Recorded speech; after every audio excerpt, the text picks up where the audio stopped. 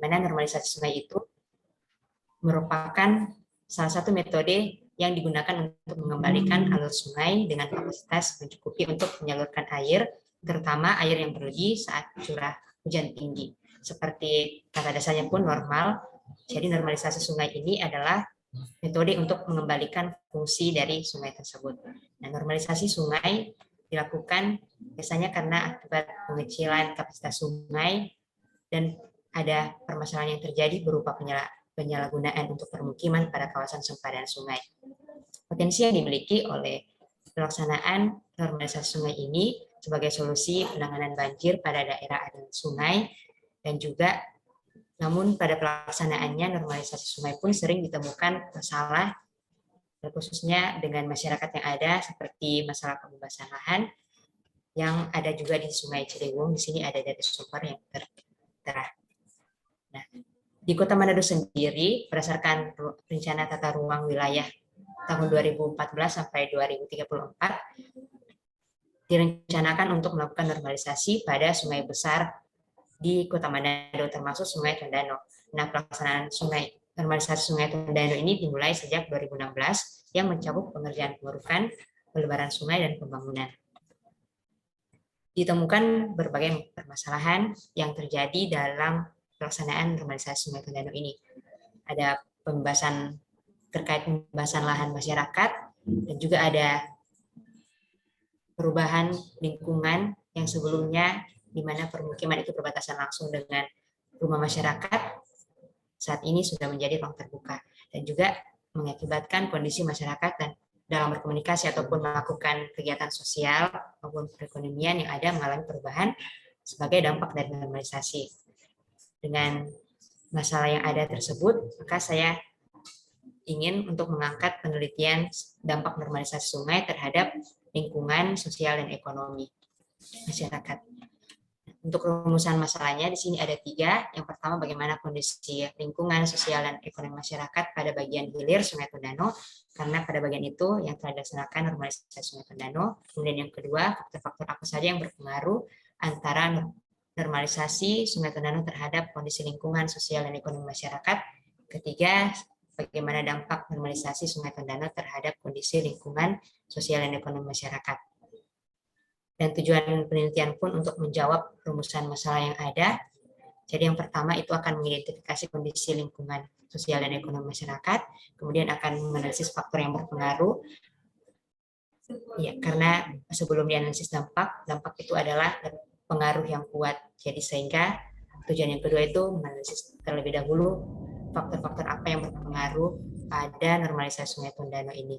Kemudian yang terakhir itu menganalisis dampak normalisasi Sungai Tondano terhadap kondisi lingkungan, sosial, dan ekonomi masyarakat. Kemudian ada pun uraian manfaat penelitian ini baik secara teoritis dan juga secara praktis seperti yang ada di slideshow ini. Dan kemudian untuk batasan penelitian, batasan wilayah yang saya ambil di sini hanya bagian hilir Sungai Tondano, karena bagian itu yang sudah dinormalisasi dengan 8 kelurahan, yaitu Kelurahan 91, Singkil 1, Pawanasa, Karame, Komoluar, Istiqlal, Calaca, dan Kelurahan Pinaisan. Adapun tinjauan pustaka di sini, yang pertama definisi dampak menurut KBBI itu merupakan benturan atau pengaruh kuat yang mendatangkan akibat dan dapat berupa hal negatif ataupun positif. Kemudian berdasarkan letaknya, di sini ada 3, yaitu pertama primer, sekunder, dan tersier. Kemudian di sini ada pengertian normalisasi sungai. Menurut ahli, itu adalah salah satu cara untuk mengendalikan banjir dengan meningkatkan kapasitas sungai dengan melakukan pengerukan sedimentasi yang ada. Nah, di sini pun ada aktivitas yang dilakukan dalam normalisasi sungai atau tahapan yang dilakukan, yaitu pengerasan dinding, pembangunan sudetan tanggul, serta pengerukan sungai. Dan juga di sini ada menurut Irfan Pramono, dengan tujuan normalisasi itu agar aliran sungai menjadi lebih lancar dan tidak terhambat. Selanjutnya di sini ada definisi tentang kondisi lingkungan dan juga hal-hal yang terkait untuk melihat kondisi lingkungan ini, di mana kondisi lingkungan itu adalah ruang yang ditempati suatu makhluk hidup bersama, Dan juga dalam hal ini lingkungan yang termaksud itu lingkungan fisik yang dapat dilihat berupa tata guna tanah, tata bangunan, prasarana seperti jalan dan drainase pada wilayah tertentu. Kemudian untuk kondisi sosial, di sini dapat dilihat dari intensitas pelaksanaan kegiatan sosial, tingkat keramaian, dan juga gaya hidup masyarakat yang ada. Dengan penjelasan seperti ada di slideshow, kemudian kondisi ekonomi ini dari beberapa ahli yang ada mengangkat tentang variabel ekonomi berupa tingkat pendapatan, besar pengeluaran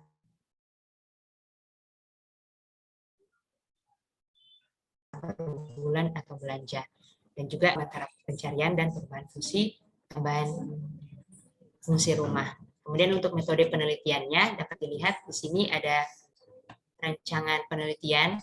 Yang pertama itu yang bagian atas ini menjelaskan tentang latar belakang, kemudian diturunkan lewat rumusan masalah yang ada. Lalu dari hal ini diturunkan bahwa yang akan dilihat itu yang pertama normalisasi Sungai Tondano, seperti yang di tinjauan pustaka tadi ini, Sungai Tondano memiliki 3 tahapan, pengurukan, pelebaran sungai, dan pembuatan tanggul. Dan juga untuk kondisi lingkungan, sosial, dan ekonomi, pada bagian bawahnya ini adalah variabel yang akan diteliti.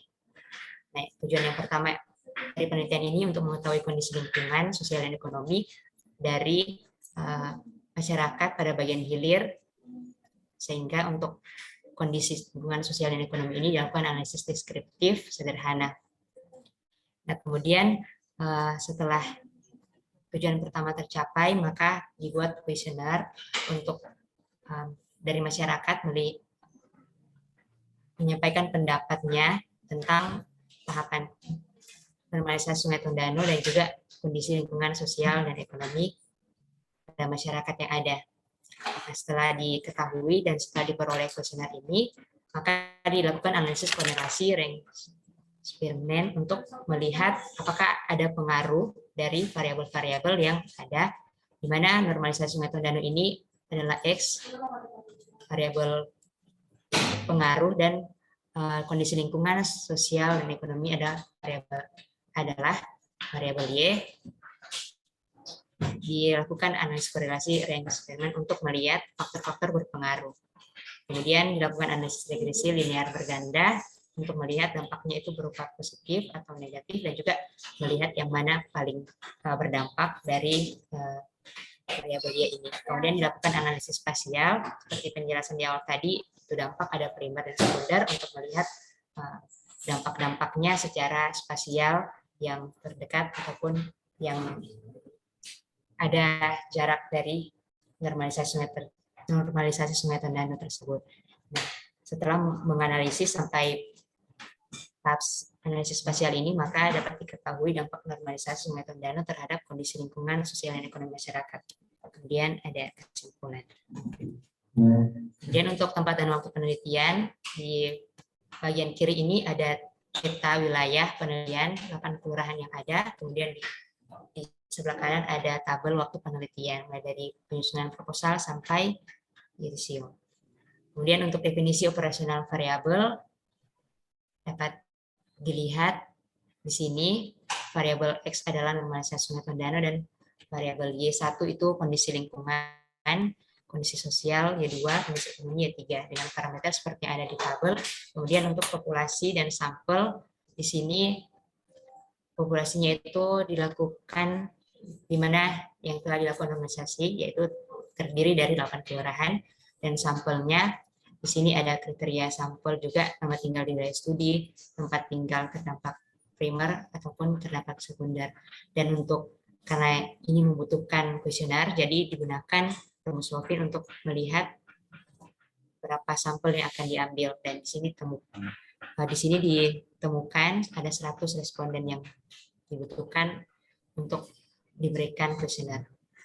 Kemudian untuk data dan instrumen penelitian, di sini ada data primer dan sekunder. Data primer itu melalui 100 responden tadi dan juga survei lapangan. Kemudian untuk data sekunder dapat dari artikel, jurnal, buku, serta juga instansi yang berkaitan. Kemudian untuk teknik pengumpulan data primer akan dikumpulkan dengan observasi lapangan dan kuesioner. Kuesioner juga ada dengan alat ukur skala Likert. yang nantinya akan mendukung pada tahapan analisis selanjutnya. Kemudian untuk data sekunder, ini dapat diperoleh dari instansi terkait. Kemudian untuk teknik analisis, di sini ada 3 tujuan. Jadi yang pertama itu akan analisis deskriptif secara sederhana. Kemudian untuk faktornya tadi analisis korelasi eksperimen dan juga deskripsi sederhana. Kemudian yang terakhir itu metode analisis regresi linear berganda, spasial, dan deskriptif sederhana. Di sini ada uraian di mana tahapan analisis deskriptif, korelasinya. Kemudian yang ketiga di sini ada analisis regresi linear berganda. Kemudian yang terakhir adalah analisis spasial.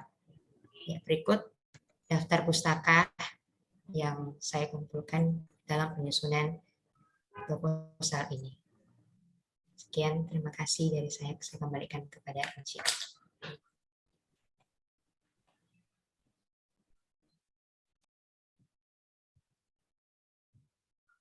Baik, terima kasih Tania untuk paparannya. Kita langsung masuk saja kepada tahap untuk memberikan masukan, kritisi maupun klarifikasi. Yang pertama diberikan kesempatan yang join duluan, Meriki, silakan.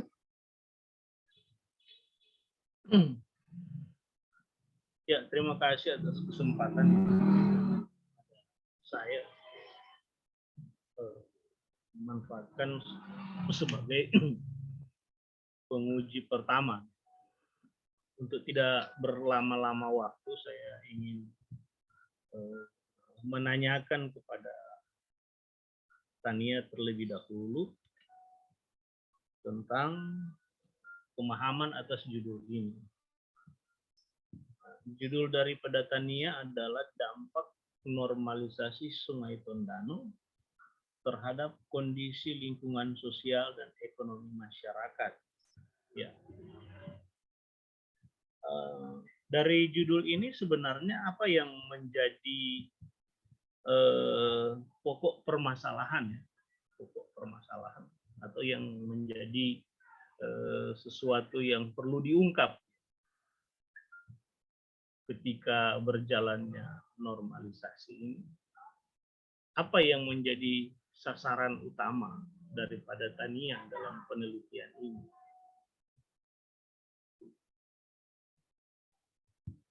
Gimana menurut Tania? Langsung dijawab. Langsung. Ya, langsung dijawab. Oke, terima kasih Mer. Jadi yang menjadi tujuan utama di sini Tania melihat bahwa pada pembangunan atau pelaksanaan proyek tertentu pasti memiliki dampak, dan khususnya juga ini normalisasi Sungai Tondano, di mana ini merupakan yang tadi sudah direncanakan dalam RT RW. Yang akan dilihat di sini bagaimana dampak itu terhadap kondisi lingkungan sosial dan ekonomi masyarakat, karena dilihat adanya perbedaan sebelum dan sesudah adanya normalisasi ini. Nah, dampak itu berupa dapat positif ataupun negatif. Nah, di mana ya itu untuk dianalisis sebagai masukan bahwa kalau untuk positifnya berarti normalisasi sungai ini dapat dijadikan salah satu metode yang baik untuk mengurangi mungkin banjir. Nah, kalau negatifnya nanti akan boleh dilihat dan sebagai pertimbangan juga untuk pelaksanaan proyek normalisasi ini. Ya. Jadi arahnya sebenarnya kalau saya pada kondisi keberadaan masyarakat ya atas pengaruh bencana. Kalau arah berpikir Tania seperti itu, ya, karena mengatakan bahwa apakah ada dampak terhadap bencana yang mereka alami, yaitu banjir. Kalau itu yang mau diambil, ya ini judul ini akan lain gitu. Itu harus dipahami dulu Tania. Tania mau arahkan kemana gitu penelitian ini. Jadi memang dalam setiap penelitian itu harus punya arah, punya konsep arahnya mau diapakan antara program ini kan sebenarnya teori evaluasi program. Oh, ada satu program yang diberikan kepada masyarakat yang ada di bantaran Sungai Tondano yang namanya normalisasi. Kemudian apakah itu akan berdampak baik kepada masyarakat atau buruk? Nah, kalau dibicarakan tentang dampak yang baik, bicara tentang banjir, kita bukan bicara tentang sosial ekonomi, kita bicara tentang bencana, gitu ya. Gitu. Jadi harus arahkan kepada apa yang Tania mau ungkap di situ. Gitu. Nah, selanjutnya coba tampilkan permasalahan yang mau dilihat. Apa betul atau salah bicara tadi? Kita lihat di permasalahannya.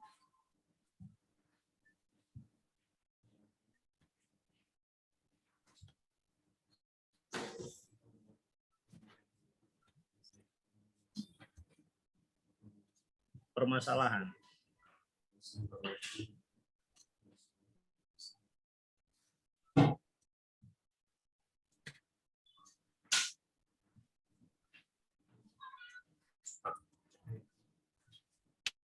Di permasalahan aja langsung. Ada berapa masalah yang mau diselesaikan?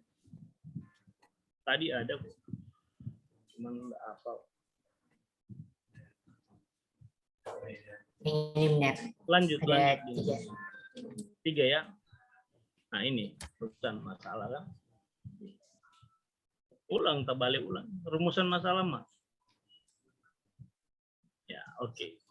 Bagaimana kondisi lingkungan sosial dan ekonomi masyarakat pada bagian hilir Sungai Tondano?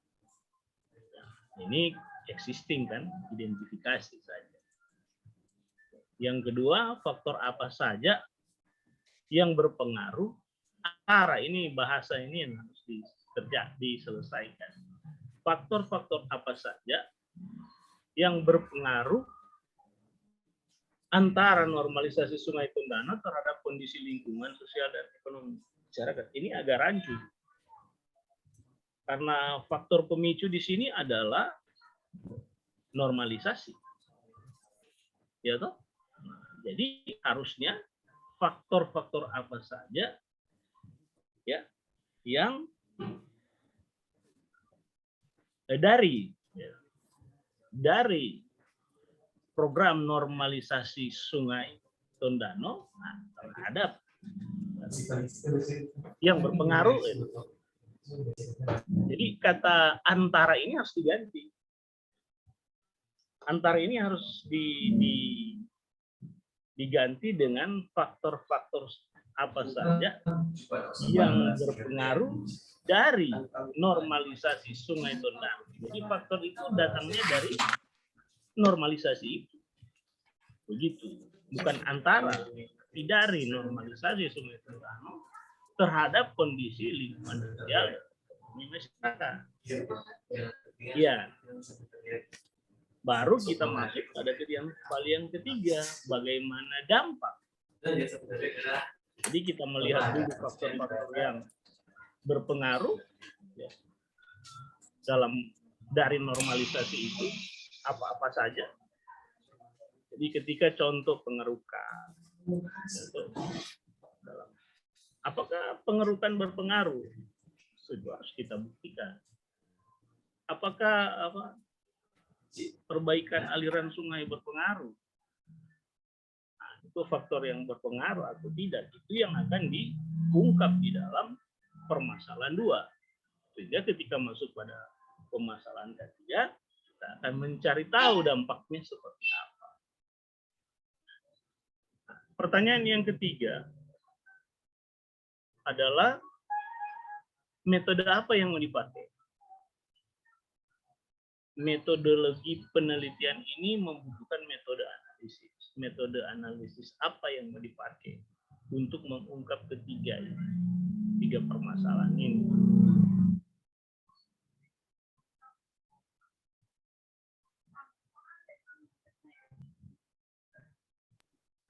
Oke, jadi untuk metode analisis yang akan digunakan, itu yang pertama dari analisis perspektif sederhana.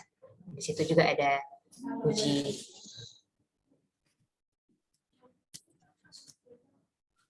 Mulai dari pertama ini, karena ini bicara tentang strategi nanti kita untuk mengungkap permasalahan yang kita angkat. Gitu.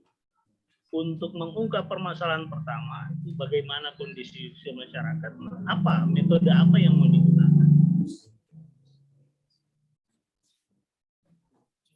Untuk metode analisis yang akan digunakan itu benar deskriptif, sederhana, di mana Ya, itu dilakukan. itu salah.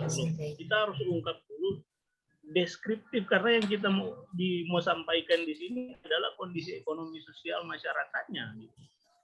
Jadi kita harus gambarkan kondisi sosial masyarakat dan lingkungan yang ada di bantaran di sepanjang Sungai Tondano itu, atau mungkin di bagian hulu atau bagian mana sesuai dengan objek. Jadi harus ada metode deskriptif kualitatif atau bisa saja deskriptif. Setidaknya itu yang harus digunakan. Jadi alat untuk menyelesaikan sebuah persoalan itu harus jelas alatnya pakai apa. Selalu jelaskan ke kalian tentang metode analisis. Kan itu begitu. Metode analisis ini yang membutuhkan alat, ya, merupakan alat untuk mengungkap sesuatu atau untuk mengerjakan sesuatu. Nah, kita harus pintar untuk menentukan masalah satu ini mau diselesaikan dengan alat apa, dengan metode apa. Begitu juga yang kedua. Bagaimana mengungkap, mencari tahu faktor-faktor berpengaruh dan tidak berpengaruh dalam normalisasi. Apa yang mau digunakan? Untuk faktor-faktor yang berpengaruh di sini tadi angkat metode analisis korelasi.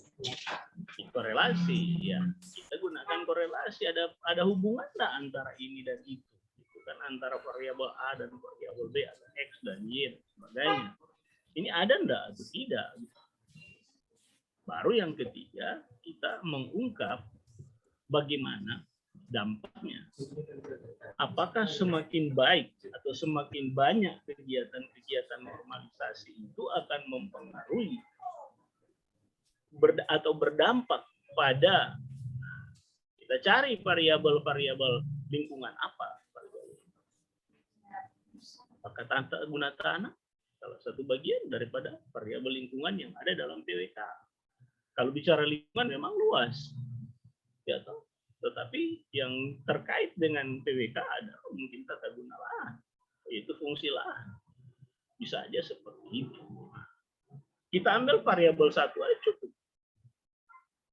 Atau mau 2 dan 3 terserah. Baru variabel yang akan kita jadikan sebagai bukti adanya dampak di sosial apa?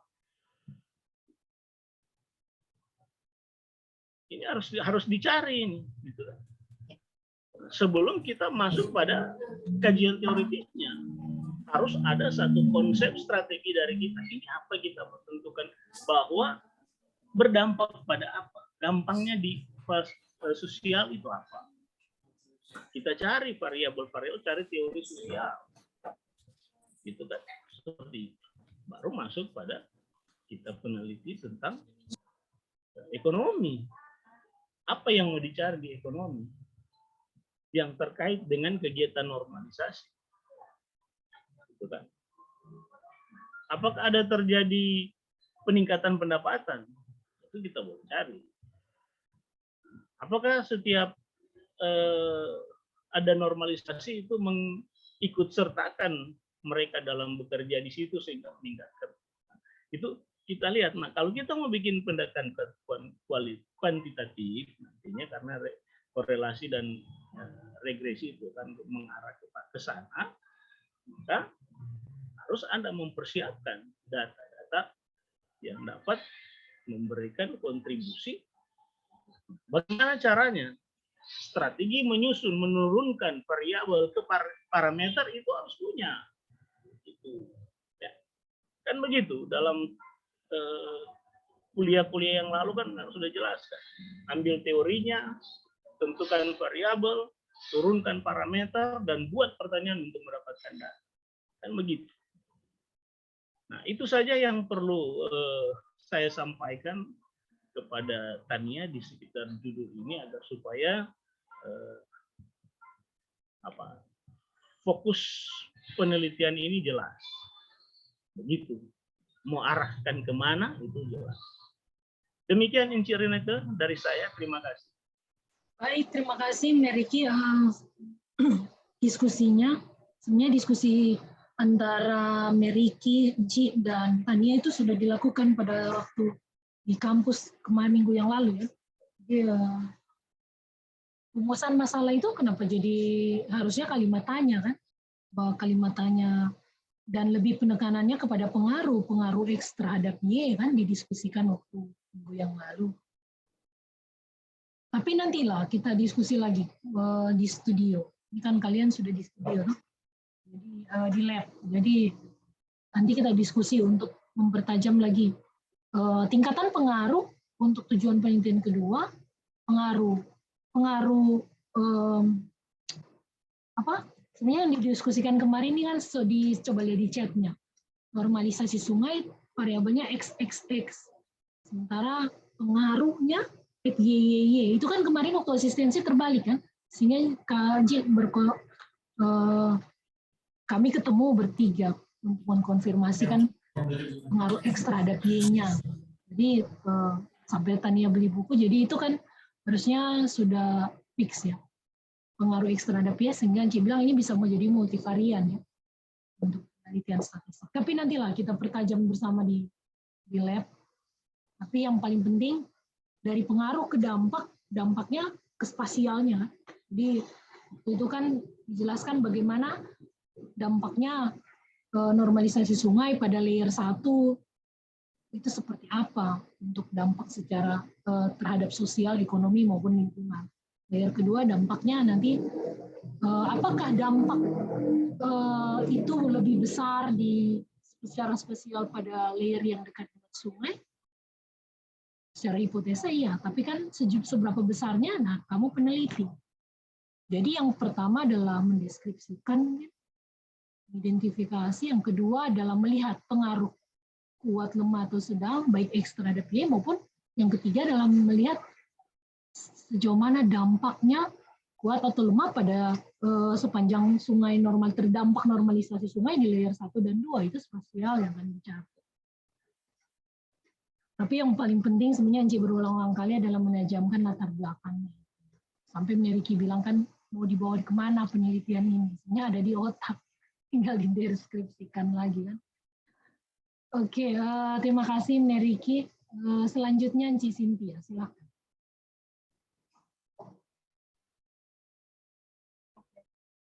Terima kasih, Meriki ganti background. Baik, terima kasih Ci Cynthia, apa dari kita yang dapat dengar kecil atau bagaimana Ci suara? Kalau di speaker ini lumayan sandar, ini bisa dengar? Tania bisa dengar? Volume sudah diperkuat. Standar 97%. Tadi lagi Meriki hampir sayup-sayup dengarnya. Iya, ini maklumlah laptop jadul. Tapi mudah-mudahan bisa dengar ya, Tania. Dia sudah oke. Sudah bisa. Oke, jadi kalau lihat dari judul Tania ya, melihat pengaruh X terhadap Y, berarti ini penelitian sebenarnya kalau bilang pengaruh dalam metode penelitian ini mengarah ke kuantitatif. Karena melihat paling tidak yang paling sederhana ada tidaknya pengaruh atau tingkatan pengaruh. Tadi sudah disebutkan. Nah, cuma ini memang di latar belakang perlu penajaman karena bicara normalisasi. Sementara itu normalisasi itu populer di zaman Ahok kalau tidak salah, normalisasi sungai ini. Dan mesti diuraikan Tania ya. Kalau bicara normalisasi berarti ini adalah upaya mitigasi atau pengendalian banjir dan sedimentasi, dan normalisasi ini adalah salah satu. Jadi mungkin bisa disebutkan alternatif lain dan termasuk normalisasi ini. Sehingga Tania memilih mungkin untuk kondisi di DAS Tondano ini tepat barangkali normalisasi. Kedua, di latar belakang mesti diuraikan di DAS Tondano itu upaya normalisasi itu sudah seberapa jauh? Apakah itu ada diuraikan di latar belakang? Dan di bagian mana? Kan ada hulu ke hilir. Cukup panjang, berapa puluh kilometer? 48 lebih dari hulu ke hilir. Nah, apakah di bagian mana yang sudah dilakukan normalisasi seperti yang dilakukan oleh pemerintah? Kemudian jadi sudah ada semacam observasi awal bahwa di dalam melakukan kegiatan, karena kalau bicara normalisasi itu sudah lebih ke teknis, upaya struktur, ada juga upaya non teknis atau non struktur. Itu juga perlu tanya yang mungkin barangkali dipertajam di literatur review terkait ini DAS ini. Karena apa? Kegiatan-kegiatan yang bersifat teknis akan merubah morfologi sungai. Pasti itu kan DP lebar, DP kedalaman. Karena sudah menyentuh yang teknis ini. Nah ini Tania, kalau bisa ada di latar belakang atau di literatur review, sudah melihat itu fenomena itu di DAS Tondano. Baru kemudian melihat bahwa ternyata kegiatan-kegiatan itu dalam upaya memitigasi pengendalian banjir atau sedimentasi ada pengaruhnya terhadap misalnya spasial tadi disebutkan, kemudian juga ke masyarakat secara sosial, ekonomi, bahkan ke lingkungan. Itu yang mau dilihat. Jadi sebenarnya begitu kan kira-kira Tania arah berpikirnya? Kegiatan itu berdampak begitu. Iya, Cik.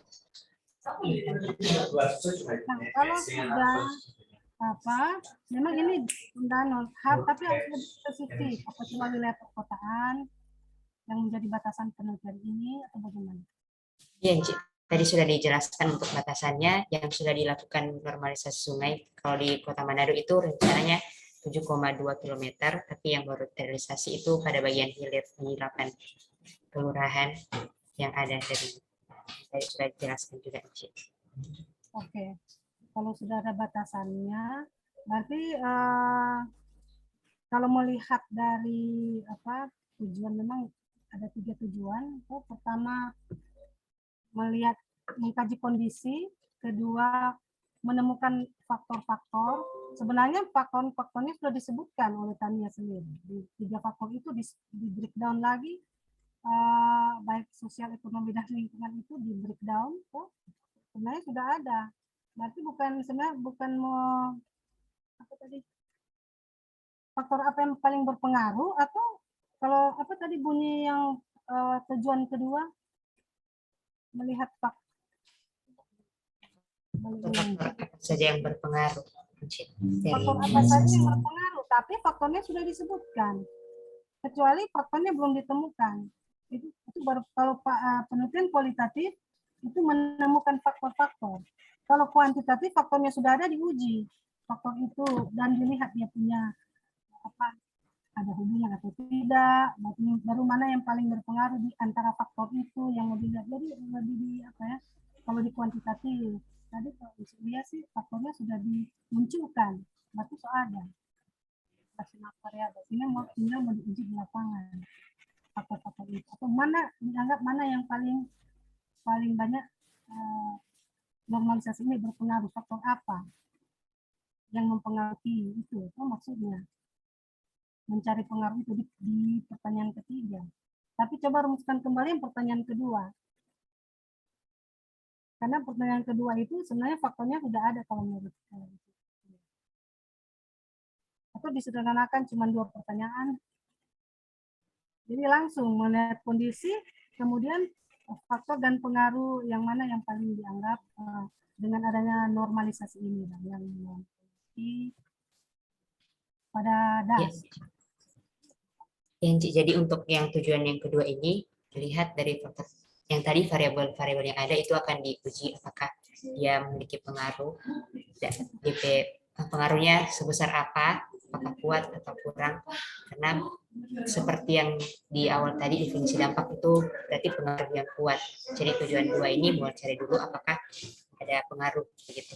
Bagaimana besaran pengaruh antara normalisasi sungai dan tiga kondisi yang ada, yaitu lingkungan sosial dan ekonomi masyarakat. Seperti itu. Oke, kalau bilang ada pengaruh atau tidak, sudah pasti ada berpengaruh. Cuman sejauh mana itu toh tingkatannya, level. Oke, dan itu kalau tidak salah ada ya referensinya, ada toh? Ada kutipan misalnya. Ya, Cik. Ada, Cik. Kemudian tadi ada pakai statistik, ya misalkan apa itu keterkaitan antara mengukur pengaruh itu dengan statistik yang mau dipakai. Jangan so disebut sini ada berapa statistik yang dipakai, sekian menit. Jadi lihat sesuai apa tujuan penelitian. Kalau cuma sampai di pengaruh, itu cuma apa uji statistika apa yang paling dianggap tepat gitu. Ya, jadi ini Cik, untuk sampai di bagian dampaknya, seperti yang tadi diuraikan, untuk melihat dampak positif, negatif, dan juga bagaimana secara di kawasannya itu secara primer maupun sekunder berdasarkan jarak yang ada. Jadi apa? Pengaruh positif, pengaruh negatif, lalu apa? Primer, sekunder, dan terakhir yang kuat, sedang, rendah. Jadi sebenarnya ada 3 model apa yang dilihat. 3 pengukuran gitu. Yang akan nanti dilihat secara gitu toh. Nah, kita jelas nanti akhir. Kemudian apa rekomendasinya nanti? Ini masih penelitian ini. Apa tanya rekomendasi misalnya? Kira-kira akan arahnya kemana? Penataan spasial, zoning. Ya, bagaimana, Cik? Arah dari kan sudah tahu kan penelitiannya yang dilakukan, tapi hasil penelitian ini kira-kira akan memberi rekomendasi apa? Oke, berdasarkan penelitian ini sebagai rekomendasi untuk evaluasi manfaat maupun kekurangan dari pelaksanaan normalisasi Sungai Tondan ini, Cik. Ya apa? Dalam kaitan dengan ini ya, PWK, outputnya, output penelitian. Untuk output penelitiannya, Analisis. itu berupa masukan dan juga secara spasialnya dapat dilihat perbedaan yang ada sebagai dampak dari normalisasi Sungai Tondan ini. Oke. Nanti mungkin nanti didiskusikan oleh calon pembimbing lebih detailnya. Itu saja dari Cik Cynthia. Terima kasih, dikembalikan ke Cik Dina. Baik, Terima kasih, Cik. Cik Cynthia. Masukannya, jadi redaksi untuk penelitian kedua itu diperbaiki ya. Karena variabelnya sudah ada sebenarnya. Tinggal kamu melihat pengaruh kuat lemahnya seberapa besar. Begini, Cik Renata. Ya. Variabel diturunkan kan variabel teoritis. Diambil dari teori aja. Belum tentu dia berpengaruh. Untuk Jadi normalisasi kita mau menguji, tahap kedua kita menguji mana yang berpengaruh, mana yang tidak. Karena memang sih variabel ini baru 3, belum semua Pak diturunkan. Berarti uji teori ditentukan itu cuma diturunkan dari teori. Persoalannya ketika masuk ke parameter kemudian diuji lewat korelasi, ini akan nampak mana yang akan diikut sertakan dalam regresi, mana yang tidak. Yang tidak itu kalau dia tidak ada pengaruh pada hubungan pengaruhnya nggak ada. Bisa aja dia cuma jadi 1, X1 sama seperti yang kemarin si Andre. Dari 6 itu kan cuma 4 yang ikut. Berarti dia uji variabel dulu, uji faktor Makanya dia yang gunakan masuk. korelasi dulu di sini. Kemudian dia pengaruhnya dari hasil uji itulah Dari yang uji itu kita gunakan dilanjut. beberapa variabel yang berpengaruh untuk menghitung dampak gitu. Berarti dari uji Karena kemarin teori, kan Andre kan 6 yang kita iya, Andre memang 6. berpengaruh. Akhirnya digunakanlah 4 variabel itu untuk menguji korelasi dampaknya seperti apa. Oke, berarti Meriki kita juga oke kalau seperti itu kita setuju sehingga dia tidak terjadi banyak variabel yang akan turun kan? Dia uji ya, korelasinya. Cuman yang bisa berpengaruh saja, yang tidak berpengaruh. Paling kuat. Oke. Sertakan di dalam mengukur dampaknya karena memang tidak pengaruh kok. Ya kan begitu. Ya, berarti sama dengan Andre kemarin, ya? Tingkat pengukuran itu variabel itu di tahap 2 itu mau menentukan mana yang nanti iya, yang mana yang punya pengaruh, yang berdampak, yang mempunyai pengaruh dan berdampak nantinya. Kalau dia tidak, misalkan contoh pengerukan hubungannya dengan dampak, kalau enggak ada ya udah go aja, nggak usah pakai aja yang lain gitu. Dan memang Tania ini Anda kurang sih, maaf ya, Anda kurang mengkaji tentang normalisasi. Program normalisasi itu seperti apa? Itu sangat sederhana sekali, cuma 3 itu. Apa cuma 3? Saya pikir masih banyak sih mau variabel yang mau diikutsertakan. Coba baca programnya gitu. Mungkin dia ada tuh program-program normalisasi. Ya itu. Oke, setuju. Berarti sehingga permasalahan yang kemarin dia banyak sekali X-nya yang akan mau diturunkan ke Y. Boleh kalau seperti itu. Berarti dia diseleksi dulu berarti faktor-faktornya yang berpengaruh, kemudian dia turun dari faktor itu melihat dampaknya. Begitu Meriki? Iya. variabel mana yang berpengaruh? Iya. Terhadap ini. Itu tujuan penelitian 2. Tinggal di redaksinya itu berarti oke, Cik paham. Memang kemarin diskusinya ini bisa multivarian ini yang mau turun menjadi analisisnya kan. Boleh, oke, masukan yang baik Meriki. Berarti kamu Tania mesti mempertajam program normalisasi sungainya sehingga kamu diseleksi dulu X-nya itu untuk dicarikan korelasi. Ya. Nah, berarti tujuan penelitian yang kedua itu diperbaiki redaksinya. Nah, redaksinya mesti diperbaiki. Oke, terima kasih Meriki Cynthia.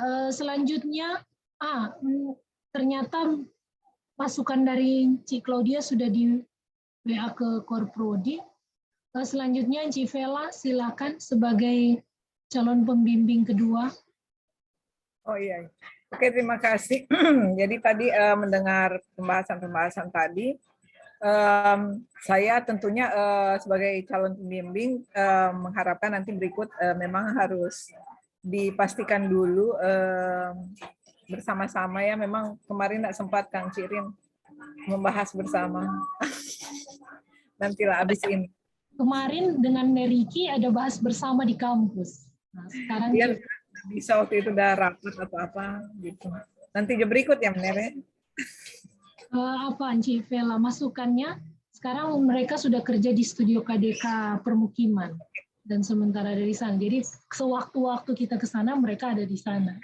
Gitu. Ya, yang penting pakai prokes toh semua toh. Ya, prokes.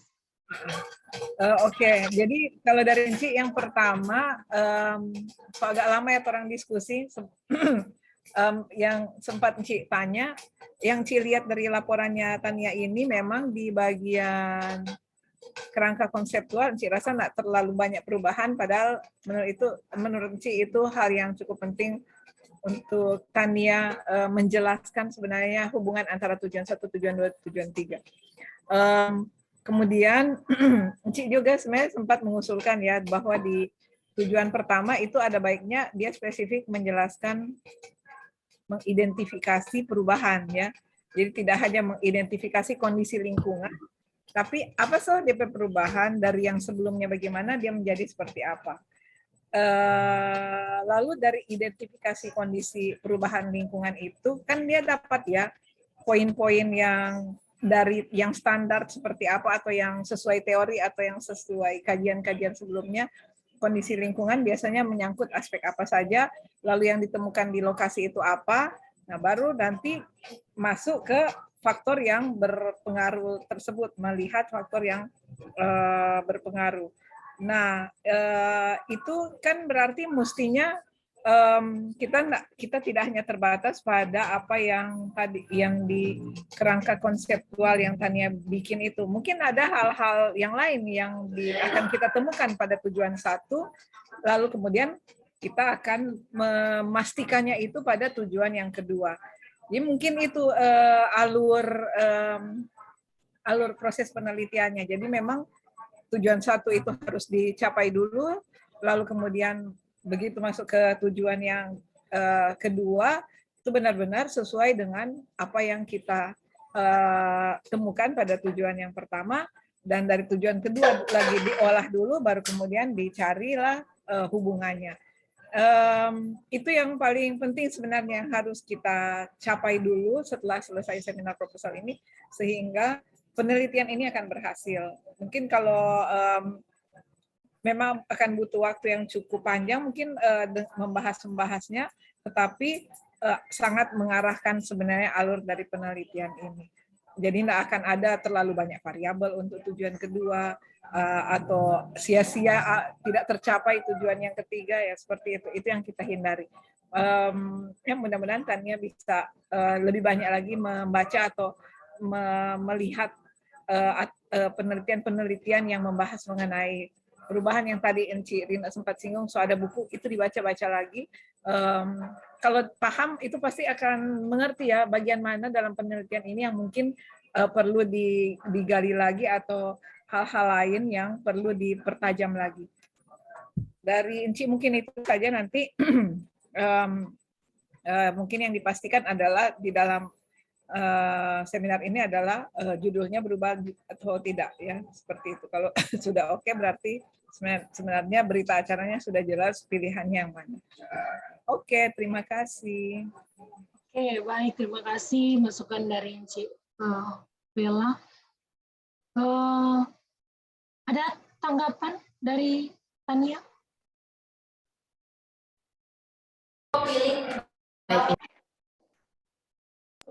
Baik, terima kasih untuk saran masukan tadi dari Bella. Akan dilihat tentang perubahan, nanti akan kembali didiskusikan dengan dosen pembimbing dan juga masukan tadi dari Ici Cynthia dan dari Ricky. Terima kasih. Oke, terima kasih. Kalau dari Inji sama, karena prosesnya akan dilanjutkan di dalam tahapan selanjutnya, nanti kita diskusi lagi. Mungkin berita acara sudah bisa dibacakan ya Inji? Atau didiskusikan. Gimana Ricky, pilihannya?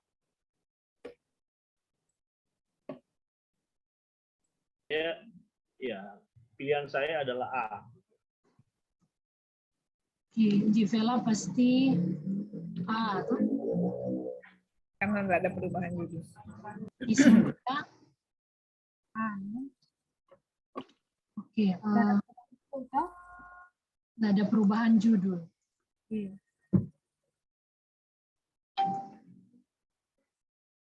Dengan catatan Tania harus memperhatikan sejumlah masukan-masukan tadi ya. Oke, silakan Civela untuk membacakan.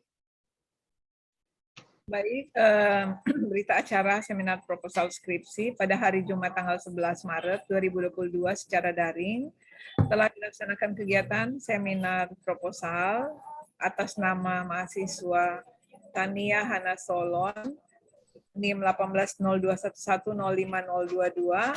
tempat tanggal lahir Makassar 15 April 2000, dengan usulan judul skripsi Dampak Normalisasi Sungai Tondano. Ini DP Kota Manado di mana, Kang? Nggak ada ya, Tania? Oh, berarti B ini ada perubahan. Oh, itu memang ada. Memang ada, tapi enggak ketinggalan. Iya, tak kurang ya. Coba dipasang. Ada? Jadi gimana, Cynthia? B juga? B juga. Kalau memang Kota Manadonya nggak ada, memang sebaiknya ya jadi B sih, karena kan ini itu nanonya panjang. Masyarakat di mana? Masyarakat mana? Ada judul kota Manadonya atau ketinggalan? Mungkin Ibu Yenita tinggal sudah berketik atau bagaimana? Memang Tania, memang nggak ada. Gimana pro judul laporan? Kalau di laporan bagaimana? Ya, tidak ada yang benar dari Ci. Jadi karena penyebabnya normalisasi Berarti B. normalisasi sungai itu kan enggak ya baru yang dari Manado. Oh iya, oke. Kalau gitu B ya pilihannya. Judulnya harus ada jelas ya di area mana. Sungai Tondanonya besar. Aduh, Tania, bagaimana ini? Pindah ini, geser nih. Vela. Saran. Benar. Bagaimana Michael? Ya, sama kasusnya juga dengan Neisha Adrian tadi. Mesti Oh, iya. ditambahkan Kota Manado Oh di oke. berita acara. Aha. Karena Tapi cuma sampai di Tuminting. so ditulis ya Mener di So revisinya. kasih, so kirim. Ya, oke. Revisinya tinggal mau tambah Kota Manado. Baik, baik Mener. Ini baca dan berpikir Intan.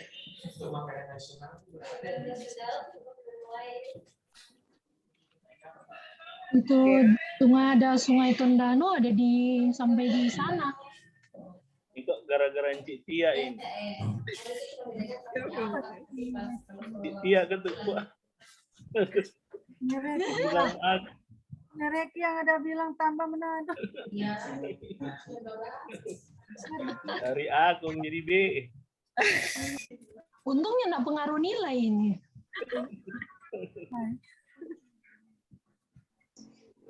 Di laporan bagaimana? Enggak ada Manado, Tania? Kira sampainya ada. Nggak ada. Kan yang saya bilang nggak ada. Jadi sebetulnya ganti B menurut Cik Tia. Oke, dibaca lagi ya. Usulan judul skripsi adalah dampak normalisasi Sungai Tondano terhadap kondisi lingkungan sosial dan ekonomi masyarakat. Seminar ini dihadiri oleh mahasiswa yang bersangkutan, beserta seluruh tim penguji dan sejumlah pihak yang berkepentingan yang bertanda tangan dalam berita acara ini. Komisi penguji yang hadir, penguji 1 Rineke Sela MT, penguji 2 Velawaro PhD dengan opsi B, penguji 3 Cynthia Wisang PhD dengan opsi B, penguji 4 Insinyur Riki Lakat MT dengan opsi B, dan penguji 5 Claudia Punu MR izin tidak hadir.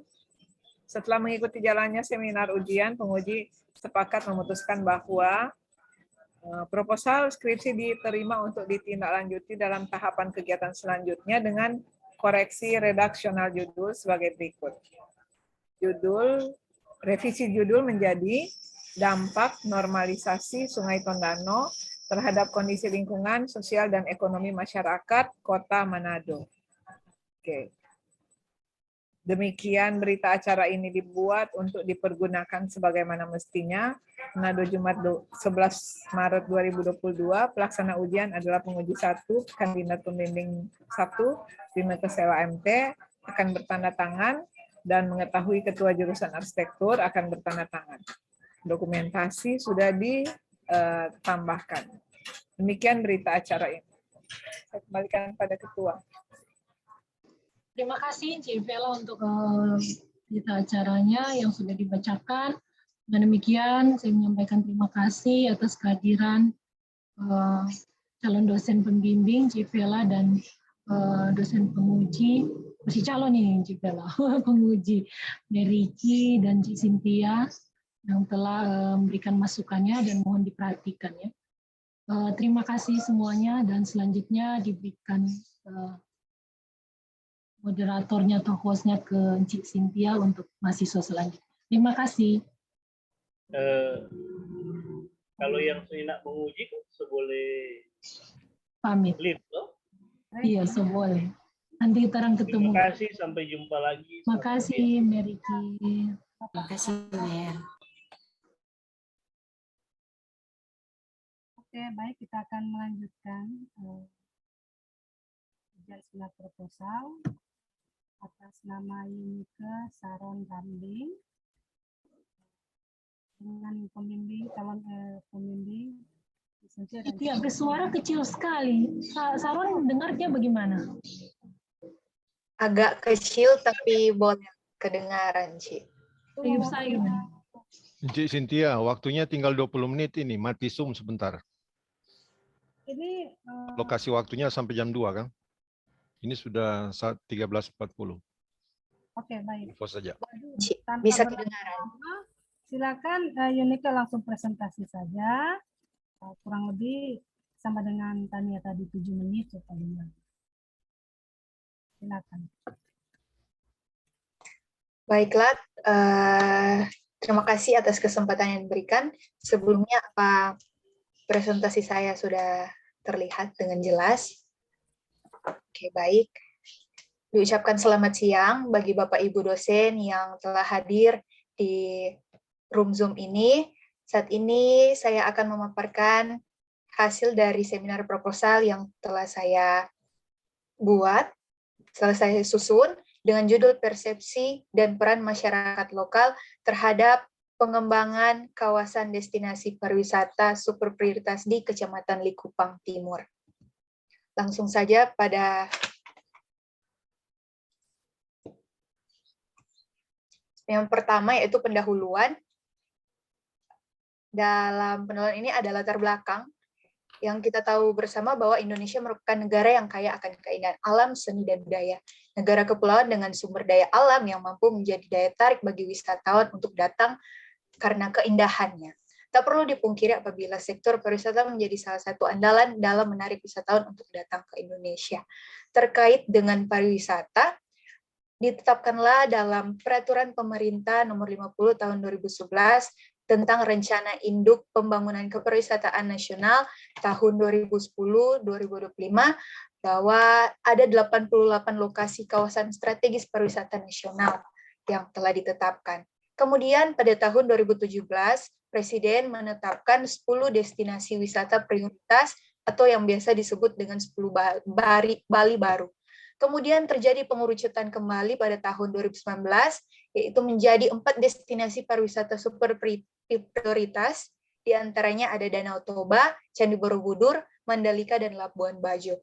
Dan pada akhirnya, ditetapkanlah juga oleh Presiden Joko Widodo pada tanggal 15 Juli 2020 bahwa Manado, Bitung, Likupang menjadi DPSP yang kelima. Manado, Bitung, Likupang ini menjadi salah satu dari 5 DPSP karena Presiden Joko Widodo melihat potensi yang begitu besar dengan keindahan dan kecantikan alamnya. Selain Bunaken yang biasa dikenal oleh masyarakat luas, ada Likupang juga di Kabupaten Minahasa Utara menjadi destinasi pariwisata dengan keindahan pesisir pantai, pasir putih, dan panorama bawah laut yang tak kalah indah. Ada pantai Bukit Gua Pulisan, Pantai Pal di Desa Marinso, juga ada Kasabayo Paradise Resort di Desa Maen. Likupang juga ini ditetapkan sebagai pusat dari kawasan ekonomi khusus. Dengan pembangunan di Likupang yang kini terus dilakukan, diharapkan dapat menyamai Bunaken ataupun Bali. Meskipun Likupang menjadi bagian dari 5 DPSP yang ada, namun Likupang juga memiliki tantangan maupun masalah tersendiri. Selain fasilitasnya yang masih minim, didapati juga bahwa masyarakat lokal yang ada di Likupang masih kurang pemahaman dan pandangan terkait pengembangan DPSP yang ada. Didapati juga permasalahan lain pada peran serta dari masyarakat lokal yang kurang berpartisipasi dan terlibat dalam proses pembangunan dan pengembangan DPSP Likupang. Nah, dari tantangan yang didapati, nantinya itu akan menjadi suatu masalah yang lebih serius dan dapat memicu perlambatan pengembangan DPSP Likupang. Untuk itu, perlu dilakukan penelitian untuk menggali dan mengkaji lebih dalam terkait persepsi dan peran dari masyarakat lokal agar dapat mengetahui sejauh mana pemahaman dari masyarakat guna menunjang dan mengupayakan pengembangan pada kawasan pariwisata super prioritas di Likupang. Adapun yang menjadi rumusan masalah dalam penelitian ini, yang pertama itu melihat bagaimana persepsi dari masyarakat lokal terhadap pengembangan DPSP di Likupang. Juga bagaimana peran dari masyarakat lokal terhadap pengembangan DPSP. Dan ada pun batasan dalam penelitian ini yang hanya membahas tentang persepsi dari masyarakat lokal dan peran masyarakat lokal dalam mengupayakan pengembangan. Dan untuk tujuan dalam penelitiannya ada dua. Yang pertama ini untuk menggali sejauh mana persepsi dari masyarakat lokal terhadap destinasi pariwisata super prioritas di Likupang, dan juga mengkaji peran serta dari masyarakat lokal dalam upaya pengembangan DPSP Likupang. Untuk manfaat yang ada, diharapkan ini dapat menjadi manfaat teoritis dan praktis, di mana dapat diharapkan menjadi sarana dan juga menjadi acuan yang valid untuk pemerintah dan stakeholder. Selanjutnya, itu tinjauan pustaka untuk landasan teori yang ada terkait pengertian persepsi. Kita tahu dalam KBBI, persepsi merupakan tanggapan langsung dari suatu proses atau seseorang mengetahui beberapa hal melalui panca inderanya. Nah, sering dikatakan juga bahwa setiap manusia memiliki persepsi yang berbeda-beda. Karena persepsi hasil dari sebuah pemikiran, kemudian menjadi konsep atau ide yang berbeda-beda juga. Dan untuk landasan teori dengan pengertian peran, yang secara umum, peran ini merupakan rangkaian perilaku yang diharapkan oleh individu lain, berdasarkan akan posisi sosial dan formal. Dan peran ini tidak serta-merta selalu memiliki arti sebagai hak dan kewajiban dari individu itu, melainkan tugas dan wewenang dari media yang ada. Dan untuk pengembangan, dalam Undang-Undang Nomor 18 Tahun 2002 menjelaskan bahwa pengembangan adalah kegiatan ilmu pengetahuan dan teknologi yang bertujuan memanfaatkan kaidah dan teori yang telah terbukti kebenarannya untuk meningkatkan fungsi, manfaat, dan aplikasi ilmu pengetahuan teknologi yang telah ada atau menghasilkan teknologi baru. Dengan tujuan juga untuk meningkatkan akan kualitas kehidupan penduduk dengan peluang kerjanya semakin luas tanpa merusak sumber daya lingkungannya. Kemudian untuk pariwisata, dalam Undang-Undang Nomor 10 Tahun 2009 menyatakan bahwa pariwisata adalah berbagai macam kegiatan wisata yang dan didukung berbagai fasilitas serta layanan yang disediakan oleh masyarakat, pengusaha, pemerintah, dan pemerintah daerah. Dan untuk masyarakat lokal, pengertian yang ada yang tercantum dalam Undang-Undang Nomor 27 Tahun 2007 bahwa masyarakat lokal adalah kelompok masyarakat yang menjalankan tata kehidupan sehari-hari berdasarkan kebiasaan yang diterima sebagai nilai-nilai yang berlaku umum. Dan yang terakhir yaitu terkait dengan destinasi pariwisata super prioritas.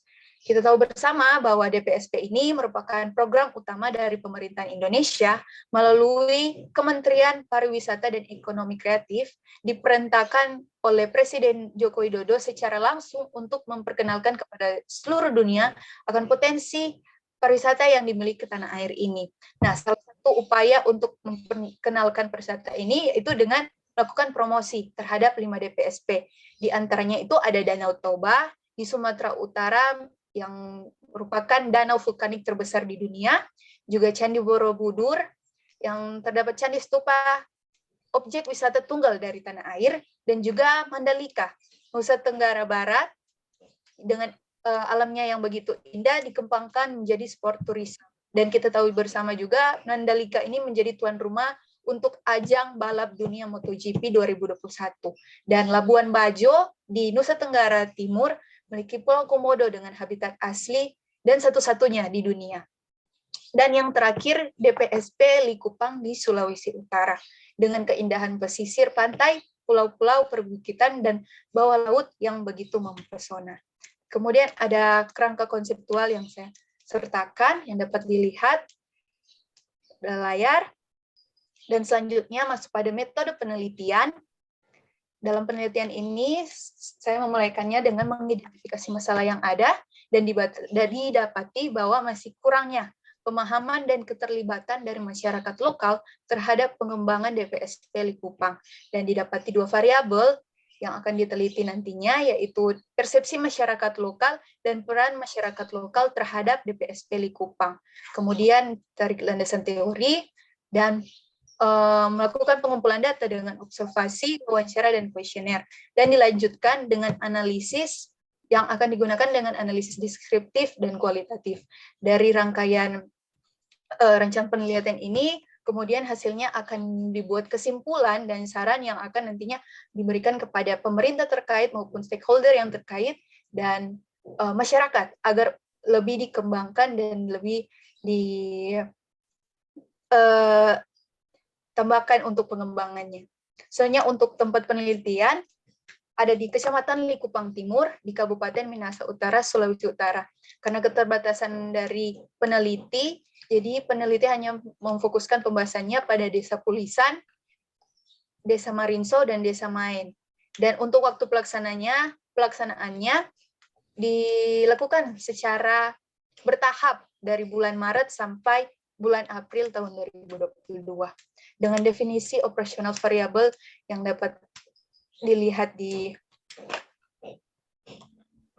dan selanjutnya yaitu populasi yang menjadi populasi dalam penelitian ini yaitu Desa Pulisan, Desa Marinso, dan Desa Main di Kecamatan Likupang Timur yang menjadi lokasi terdampaknya akan pengembangan kawasan destinasi pariwisata super prioritas di Kabupaten Minahasa Utara.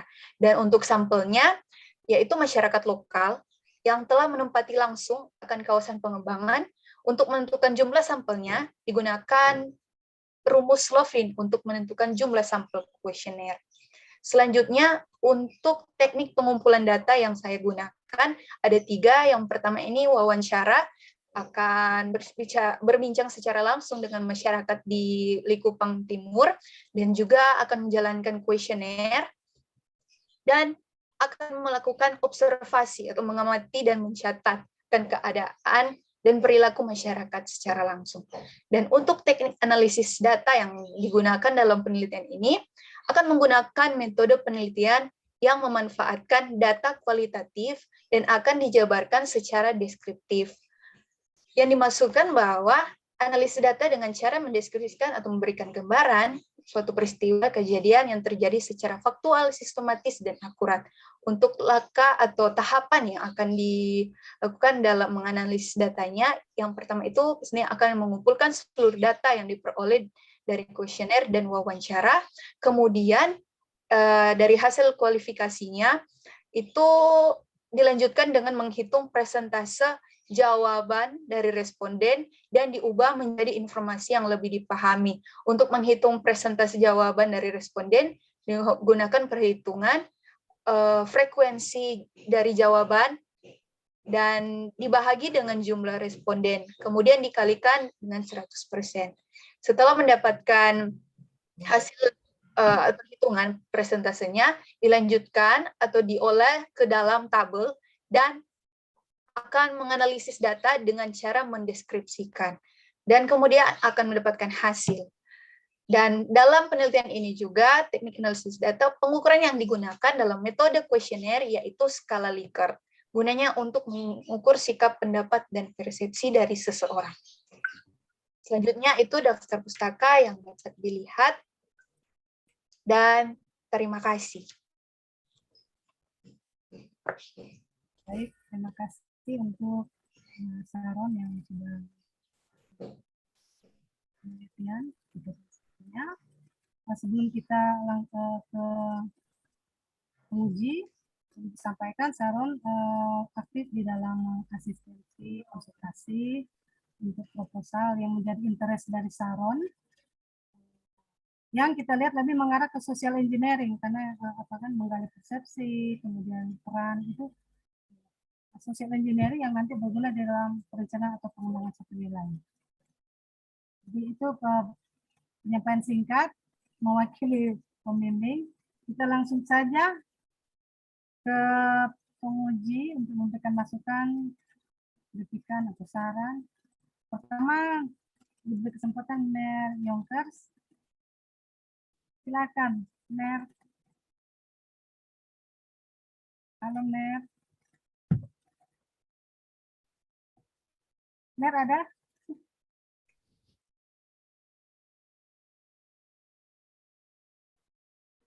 Mer. Monitor, Mer. Kalau itu kita ke Mer Michael dulu.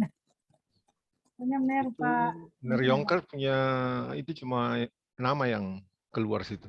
Oh, Nggak tahu orangnya. Iya, komunikasi telepon Pomner. Iya, tadi ada di belakang atau di mana kan? Nanti mobil. Baik, terima kasih Ketua. Eunike, Saron, Anda bisa dengar suara saya? Baik, bisa Mner.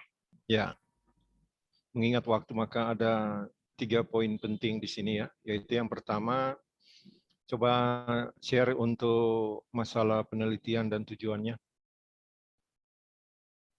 Saya melihat di permasalahan ini nomor 1, tidak ada kata pengembangan di situ. Apa memang sengaja begitu atau lupa?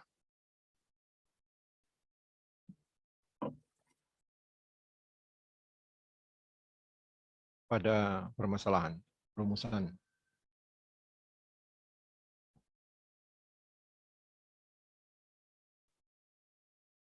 Ya. Jadi langsung terhadap destinasi, sedangkan di nomor 2 itu terhadap pengembangan. Jadi di 1 itu hilang kata pengembangan. Dan itu akan berbeda. Ya. Kalau terhadap destinasi berarti terhadap spot-spot lokus penelitian itu kan, lokus pariwisata itu. Tapi kalau bicara konsep pengembangan, ya tidak sama. Ya. Lebih besar dari itu. Nah, apa tanggapan Anda? Apakah memang tidak ada kata pengembangan di nomor 1 itu, baik masalah dan tujuannya? Baik, terima kasih Mner. Sebelumnya mohon maaf karena ini tetap memfokuskan pada pengembangan. Jadi bagaimana persepsi dari masyarakat lokal terhadap pengembangan DPSP Likupang. Jadi Berarti tambah kayaknya kata pengembangan di situ ya? ya Mner, langsung akan. Oke. Kemudian yang kedua, di sini kan ada 2 kata, persepsi dan peran. Apakah itu dibuat kuesioner secara berbeda atau satu kesatuan, tapi bicara dua-dua? Baik, untuk persepsi Mner tetap menggunakan kuesioner, dan untuk peran akan dianalisis dengan yang pertama itu dengan wawancara, tetapi tetap juga ada di dalam kuesioner, namun pertanyaannya tetap digabung, tapi tetap lihat dan Nah, intinya berarti ada 2 kuesioner yang berbeda, masing-masing untuk persepsi dan peran ya. Iya, Mner. Dan yang seterusnya yaitu apa sih hasil dari Anda membuat persepsi dan peran kuesioner ini? Untuk hasilnya, setelah dianalisiskan untuk dideskripsikan, dari permasalahan yang ada, kemudian dari hasil yang ditemui, nantinya ini akan diberikan atau akan mengusulkan lebih tepatnya kepada pemerintah dan juga bisa dengan stakeholder maupun masyarakat yang ada di sana untuk pengembangan agar dapat dikembangkan dengan baik dan dapat diatur dengan teknik-teknik maupun hal yang lebih kreatif agar dapat ditingkatkan untuk DPSP Likupang. Ya, dari segi penjelasan oke, tapi apakah betul Anda bisa mendapatkan itu? Dan kemudian apakah betul bahwa hasil penelitian ini bermakna nantinya ya? Itu yang penting. Selanjutnya terkait dengan lokasi destinasi, berarti untuk sampel Anda itu hanya pada spot saja, 3 spot itu. Iya, Sampel Mner. untuk penelitian ini disebarkan hanya pada spot Pulisan, Marinsou, dan Main. Iya, Mner. Ini lebih fokus ke lokasi pariwisata pesisir pantai, Mner. Tapi bisa saja kan ada pengaruh juga dari Kecamatan Likupang Timur secara makro kan? Namun Iya. Anda tidak menyebarkan kuesioner di situ, gimana? Harusnya kuesioner ini kan purposive sampling. Iya. Sampel bertujuan kan? Untuk Dan pertimbangan tidak terbatas pada spot. Idealnya begitu, supaya maksudnya relevansi penelitian ini tidak hanya terbatas pada spot area 3 itu, tapi secara komprehensif melihat Likupang Timur secara lengkap. Ya. Bisa saja kan di spot area itu kurang masyarakat di situ. Atau yang justru di luar spot itu tapi masih dalam kondisi Kecamatan Likupang Timur banyak punya terobosan atau punya peran yang nantinya berpengaruh pada proses aktivitas real sebentar. Bisa paham maksud saya? Ya, Tapi bisa. justru Anda tidak ambil di luar itu. Nah, itu permasalahannya. Jadi coba dikaji lagi tentang pengambilan sampel tidak terbatas pada spot itu, tapi pada Kecamatan Likupang Timur secara lengkap yang justru punya potensi untuk mempengaruhi aktivitas saat itu running sebentar kan. Kemudian yang ketiga, apakah saat ini Anda sudah mendapatkan data awal tentang peran masyarakat secara real di situ? Dalam bentuk apa sih? Khusus peran ya? Ya, baik, Ner. Untuk datanya mungkin Saron sebelumnya ini diangkat karena dari PW1 Saron melihat sehingga ada permasalahan dan Saron angkat ini. Dari perannya yang Saron lihat ini, masyarakatnya ini masih kurang karena ada permasalahan pada ada kayak masyarakatnya masih ada ya beberapa yang menolak karena mereka menolak, jadi mereka kurang ikut serta, kurang berperan dalam pengembangan DPSP ini, Ner. Seperti itu sih. Nah, itu harus dilihat lagi ya. Kemudian pengaruh WEN itu ya. WEN maksudnya di sini dari segi waktu ya. Jadi sejak ditetapkan bahwa 3 area ini atau Likupang ini sebagai daerah DSP tadi apa itu? Super prioritas itu ya. Apakah memang masyarakat tahu itu ya? Kemudian baru Anda adakan penelitian. Saya kira itu menjadi masukan untuk Saron. Jadi lapar dengar nama ini ya. Saron jadinya. Terima kasih Ketua. Baik, Ner, terima kasih banyak. Ya, terima kasih Michael untuk saran dan input masukan. Ada mencatatkan pertama itu pada rumusan masalah untuk pertimbangan di 1 dan 2 ada berbeda, ini sebenarnya disamakan dan memang kan ini DPSP ini sudah menjadi bagian dari sudah ada pengembangan wilayah di sini. Jadi tepat kalau memang ada kata itu. Seperti yang Saron tahu juga dia kan dari istilah KSPN. Proyek pertama yang masuk di situ kan KSPN. Kemudian belum jadi DPSP begitu, KSPN, dan itu sudah masuk ke proyek situ homestay dan infrastruktur.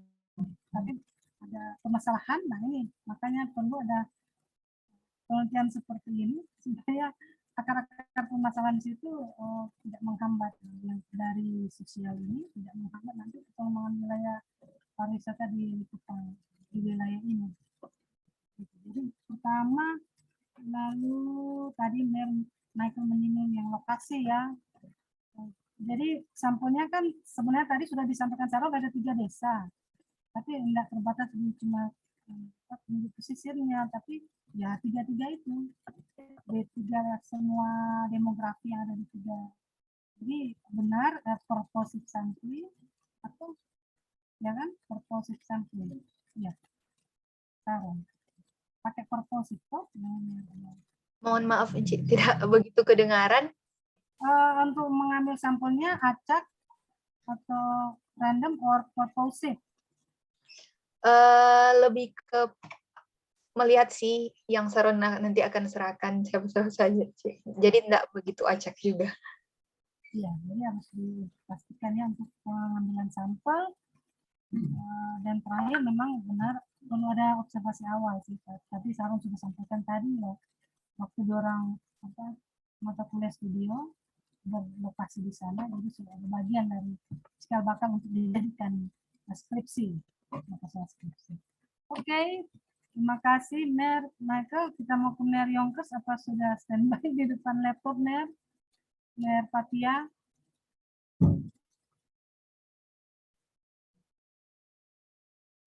Ini kan Mer ada Stefan Sokang.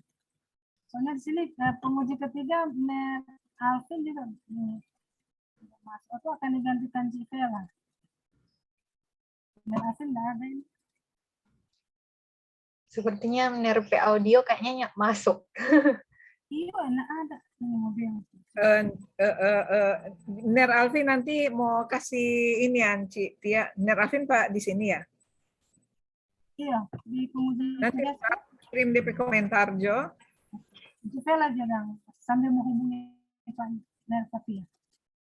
Oke, kalau dari Ci DP judul kan apa kok Kang Eun? Saya tampilkan lagi DP judul. Persepsi dan peran masyarakat di kawasan prioritas. Oh iya iya iya. Nah, di Likupang itu kan Garcia apakah itu angkatan 2017 apa 2016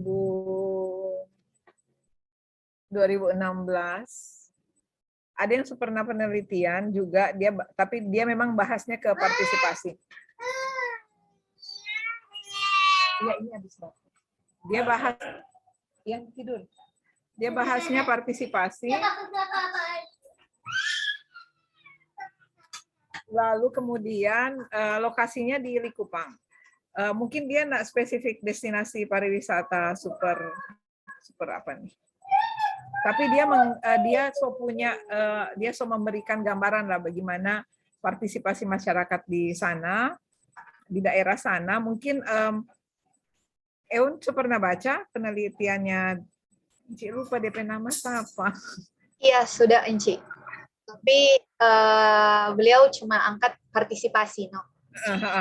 Nah, jadi kamu harus membuat tentunya kan partisipasi itu bicara peran masyarakat. Kemudian dia kan pakai model, dia mewawancara kemudian menghitung-hitungkan DP tingkat. Nah, kamu bikinnya yang bagaimana? Mungkin ada perbedaan atau pengembangan dari yang dia sudah buat. Selain dari kamu mencari tahu juga persepsi. Mungkin itu sih yang mesti membedakan, tapi hasil penelitiannya dia mesti jadi masukan juga buat penelitian kamu ini. Karena kamu mau mengembangkan dari hasil penelitian dia yang dilakukan tahun 2020, Kang. Ya, jadi ada lewat 2 tahun, apakah ada perubahan atau bagaimana, itu bisa jadi masukan. Gitu. Mungkin itu saja sih, jadi mempertimbangkan penelitian yang terdahulu. Oke, terima kasih.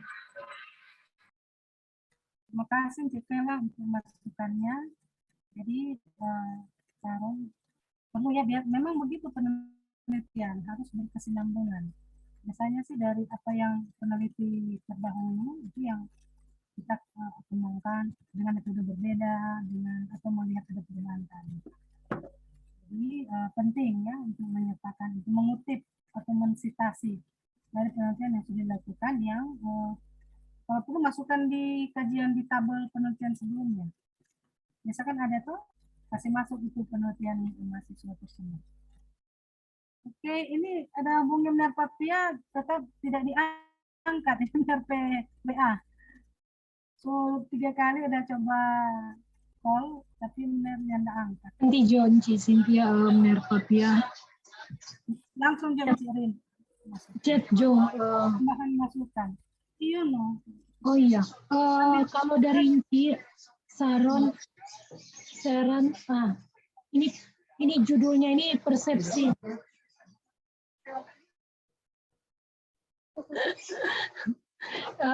Ini kan sudah melalui tahap seminar perencanaan. Nah, yang agak ini peran ini, teori peran. Biasanya partisipasi. Teori peran ini mesti digali kembali, kemudian menurunkan variabel. Itu yang bingung, apa sih peran ini? Kalau temannya persepsi biasa preferensi, persepsi dan preferensi masyarakat. Ini persepsi dan peran. Nah, peran itu Ci coba pikir-pikir dari kemarin, peran-peran partisipasi ini jatuhnya. Partisipasi masyarakat. Tapi Cik Vela bilang partisipasi sudah ada. Hati-hati dengan peran itu, harus ada kajian teori sih ada, tadi Ci baca. Tapi kamu harus punya teori yang menurunkan variabel. Ini bingung nantinya mau ke menurunkan variabel, mau ke kuesioner. Kan kuesioner itu harusnya turun dari teori dan variabelnya. Nah, ini peran, kata peran ini.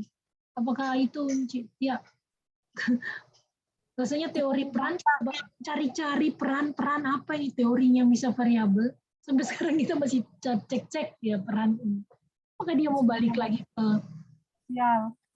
partisipasi atau cukup persepsi, tapi persepsi yang metodenya bagus. Jangan sampai cuma sekedar kuesioner, mesti agak menantang sedikit nih Sharon. Ini kan judul penelitian yang gampang sekali persepsi. Hitungan bagusnya kamu mungkin dalami nanti sebentar di metode, mungkin ditemukan teori metode statistik yang menarik lah, yang lebih menggigit. Jangan cuma kuesioner terus itu scoring selesai kita. Mungkin pakai SPSS atau sebagainya itu yang nantilah sebentar diskusikan. Tapi untuk perannya ini, Citia, apakah dia mau bertahan di peran atau gimana? Persepsi dan peran. Kalau judulnya masih peran, berarti dia harus punya PR, Sharon harus punya PR untuk mendalami teori. Karena itu kawasan super prioritas kan. Ini memang kawasan ini lagi gaung-gaung W20 di sana, semuanya di sana. Ini dari pariwisata itu tadinya ke SPN, kawasan strategis pariwisata nasional, tapi dinaikkan levelnya menjadi kawasan super prioritas. Makanya Ci tekankan ganti saja super prioritas kan waktu kemarin. Super prioritas karena 4 desa. Itu sebenarnya Marinso, Main, Kinunang, di Kinunang sama apa tadi? Tulisan ya, 4 kalau tidak salah, Sarah. Iya, Enci. Prioritasnya, iya, Kinunang masuk itu. Super prioritas, delineasinya. Nah, mungkin itu saja. Pertama, peran ini apakah dia mau bertahan ke peran? Sebagai judulnya, peran itu kamu harus PR-nya, kamu harus cari teorinya untuk menentukan variabel. Itu satu. Dan Sharon harus menggali metode yang bagus lagi ya, supaya bisa melihat, bisa keluar hasilnya lebih bagus. Kalau persepsi ini kan banyak mahasiswa yang ambil persepsi, paling dihitung-hitungan kuesioner, apalagi pakai Slovin. Wah, kalau pakai Slovin tuh keluarnya 100 saja. Jadi mungkin di nantinya setelah ini dia bisa menggali metode lagi yang lebih menarik untuk persepsi. Itu sih Citia. Terima kasih Mas Irina. Ya, jadi pentingnya karena Sharon sudah menentukan persepsi dan peran, sebenarnya partisipasi masyarakat. Bagusnya partisipasi ya. Kita lihat sejauh mana partisipasi. Tapi masukan dari Vela tadi juga bagus. Apakah karena di kawasan super prioritas kan signifikan juga di perubahan tuh? Iya, cepat. Apakah peran itu jadi partisipasi? Mungkin peran dan partisipasi. Kamu mengevaluasi penelitian yang 2020, mungkin perubahannya pakai yang metodenya, teorinya teori partisipasi. Nah, itu sebenarnya. Hanya maksudnya sumber referensi, kalau memang misalnya mau pakai istilah partisipasi. Rasanya kok kalau teori peran juga di situ, iya, cuma stuck di situ.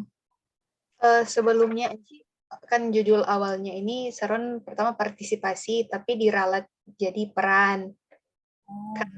Pertimbangannya karena sebelumnya sudah ada yang meneliti terkait partisipasi di Likupang Timur, jadi diarahkan Sharon pakai peran juga. Tapi peran ini teorinya rasanya stuck ya. Sebetulnya kalau tetap partisipasi kan ada persepsi, jadi membedakan. Jadi Sharon, kalau yang sebelumnya cuma partisipasi, kalau ini untuk Sharon penelitian ada persepsi dan partisipasi. Iya, Yang Ci. kalian mungkin bisa lebih mengaitkan itu juga. Persepsi ada partisipasi sebelum ada persepsi terhadap ini. Oh, perannya itu di dalamnya termasuk partisipasi, seperti bunyinya judul nggak langsung partisipasi saja, nggak langsung partisipasi. Bagaimana Cipia? Atau cukup Untuk- persepsi saja? Reference English kan dia the role, ROLE, the role, peran, the role of. Yang penting dia mampu mencari teori perannya itu, no? Teori peran itu, dan menurunkannya dari menjadi variabel. Jadi nanti kita bantu arahkan dan juga kalau ini dosen-dosen ini nanti bantu referensi. Berarti dia ada perubahan nggak di judulnya? Ini Mer, kita telepon Pak Mer, Michael mungkin ada masukan. Ya, menurut saya ganti saja untuk peran itu ganti partisipasi. Jadi persepsi dan partisipasi masyarakat, etc. Demikian. Ya, kalau sepakat, berarti mau share screen. Tadi ada hubungin Mer Papiam, Mer ada di UKIT, Mer ada kasih on waktu kita telepon, kita kasih on, Mer ada lagi bicara-bicara di rupanya ruang pasca sarjana. Mer lagi alot membicarakan tentang ini BPMS, maksudnya Ya, pikiran. Kita itu dengar teacher. itu Mer.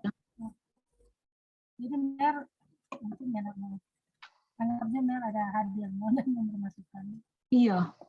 Oh ada kok di sini. Jadi Sergio. Nah, jadi opsi ini berarti yang Opsi baca B. Rina. Toh? Iya.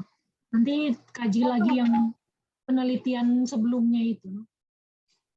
Mau tanya dulu tuh ke redaksional ada perubahan nggak? Kalau saya perubahan saja di kata peran itu ganti partisipasi, sehingga opsi B. Iya. Kalau dari saya, persepsi dan partisipasi masyarakat. Itu ini. Bagaimana Enci Lucia? Iya, sama sebenarnya. Tapi harus mengacu dari penelitian sebelumnya ya, yang partisipasi. Ya, baik, Ci. Mohon maaf sebelumnya, di judul kayaknya ada kurang di Kupang Timur, Ci.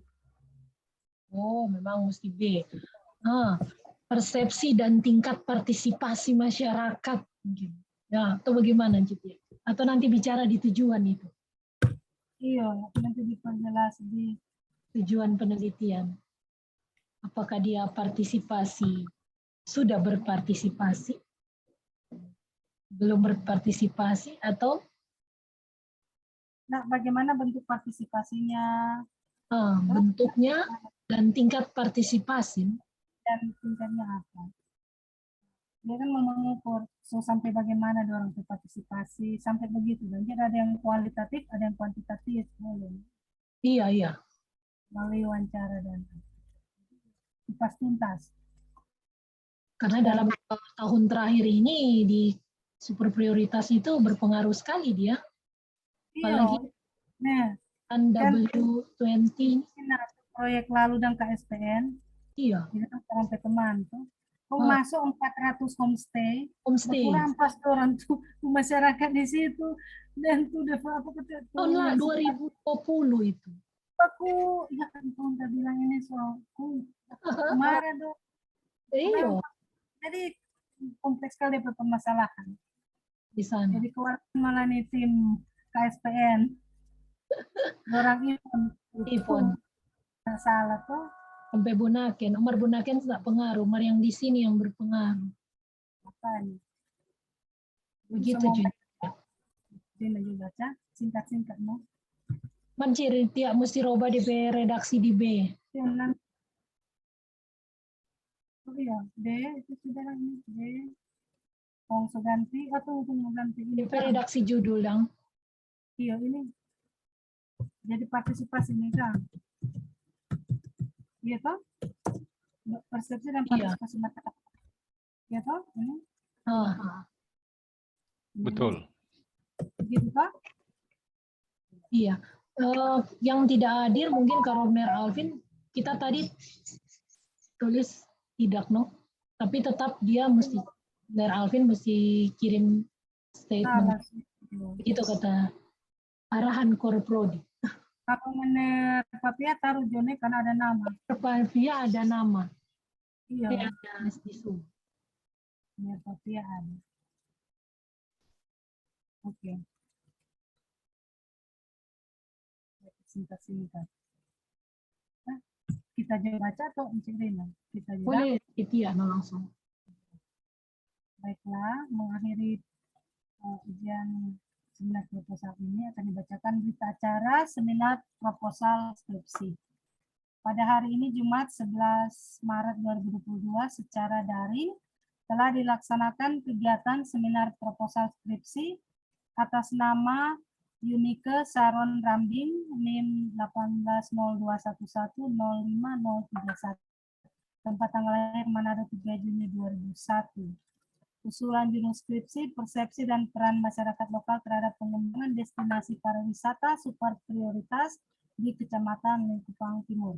Seminar ini dihadiri oleh mahasiswa bersangkutan beserta seluruh tim penguji dan sejumlah pihak lain yang berkepentingan yang bertanda tangan dalam berita acara ini. Itu pertama, Komisi Penguji sebagai penguji pertama kandidat pemimpin 1, Cynthia Evelyn PhD, memilih opsi B. Penguji 2, kandidat pemimpin 2, Karina KMSLSPMP, pilihan opsi B, hadir. Penguji 3, Insinyur Yonkers C. Papia MSI, opsi B, hadir. Penguji 4, Michael M. Ronomi Rengku STMSI, opsi B, hadir.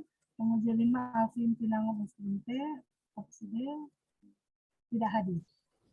Setelah mengikuti jalannya seminar ujian, tim penguji sepakat untuk memutuskan bahwa proposal skripsi diterima untuk ditindaklanjuti dalam tahap kegiatan berikutnya dengan koreksi redaksional judul sebagai berikut. Menjadi persepsi dan partisipasi masyarakat lokal terhadap pengembangan destinasi pariwisata super prioritas di Kecamatan Likupang Timur. Ini dokumentasinya, demikian berita acara ini dibuat untuk dipergunakan sebagaimana mestinya. Manado Jumat 11 Maret 2022, pelaksana ujian penguji atau kandidat pemimpin 1, Cynthia Lisan PhD, mengetahui ketua jurusan Arsitektur Insinyur Octavianus Parabi ST.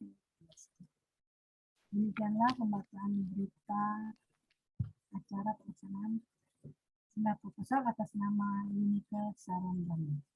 Terima kasih. Dikembalikan ke Korprodi. Terima kasih semuanya.